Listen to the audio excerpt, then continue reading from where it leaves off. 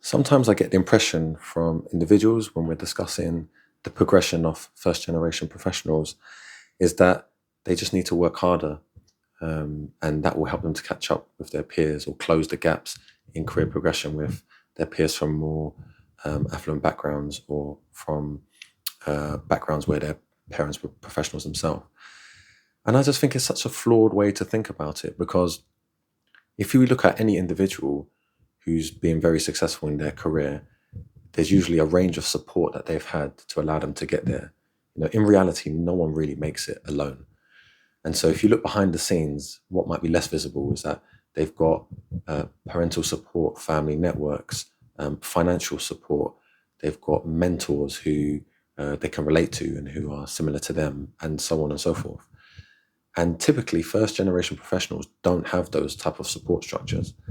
So to just say we think one of the ways to close those disparities is for them to just work harder is not really satisfactory. I think, of course, people can work harder and work smarter and can be more dedicated towards their careers.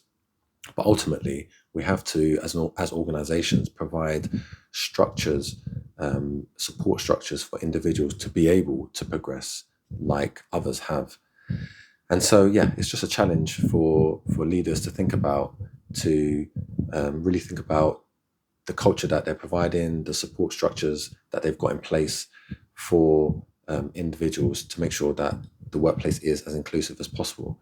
So, for example, do you have mentorships already set up, or are you leaving it to chance for individuals to reach out to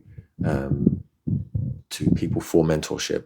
When that is the case, what you'll typically find is people reaching out to other people similar to them, and those that think that they don't have much in common with others are not going to do so.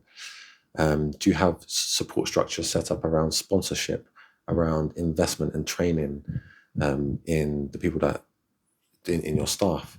Again, left up to chance, what you might find is the people that know how to navigate the systems better through prior experience, a wider network to be able to discuss these things with, they are the ones that are going to be taking up more of the opportunities, more of the support and resources. And so these are the things that ultimately create the disparities in career progression.